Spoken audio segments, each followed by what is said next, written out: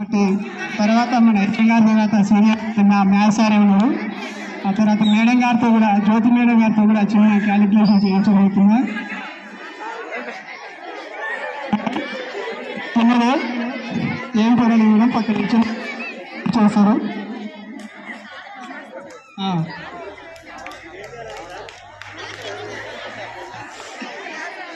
Right, ఇప్పుడు మన date of బర్త్కి సంబంధించింది. పిల్లలు జాగ్రత్తగా చూడాలి, వినండి, జాగ్రత్తగా వినండి. ఫస్ట్ మేడం గారు మీ డేట్ ఆఫ్ బర్త్లో డే నెంబర్ వేసుకోండి. మీరంతా చేసుకోండి. డే నెంబర్ వేసుకున్నారా మేడం? ఓకే, దాన్ని 2తో మల్టిప్లై చేయండి. 2తో మల్టిప్లై చేయండి మేడం. వచ్చిన విలువకి 5 యాడ్ చేయండి మేడం. వచ్చిన విలువకి 5 యాడ్ చేశారా మేడం?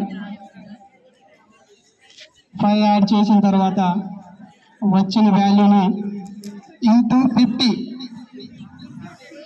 ఇంటూ 50 ఇంటూ 50 చేశారా మేడం? ఇంటూ 50. సో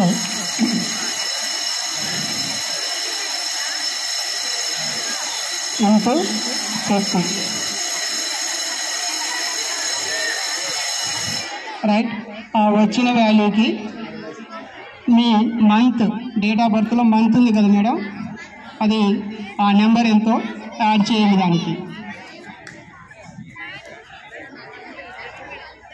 యాడ్ చేశారు కదా మేడం?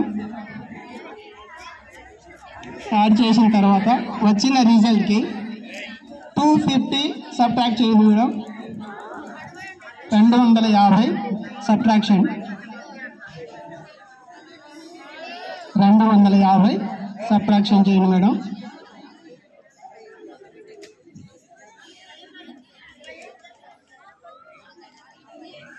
సో ఇప్పుడు వచ్చిన రిజల్ట్ చెప్పండి మేడం, చెప్పండి.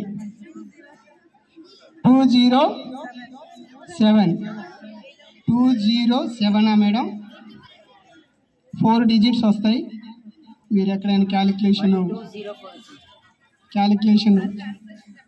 ఎస్ 4 డిజిట్స్ వస్తాయి రిజల్ట్.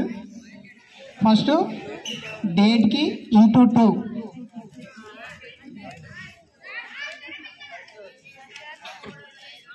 1305.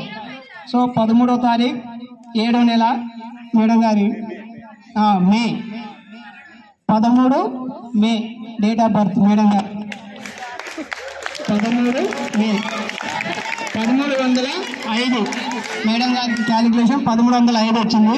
సో ఫస్ట్ 2 డిజిట్స్ వచ్చేసి మనకి డేట్ వస్తుంది, తర్వాత 2 డిజిట్స్ మన మంత్ వస్తుంది. 0207 2వ తారీఖు 7వ నెల. ఓకే, థ్యాంక్ యూ అవకాశం వచ్చింది. Thank you very much sir. ఇక్కడ మ్యాథమెటిషియన్స్గా మేము చేయొచ్చు, కానీ నాన్ మ్యాథమెటిషియన్ చేయడం చాలా గొప్ప విషయం. టీచర్లందరూ సహకరించినందుకు ధన్యవాదాలు.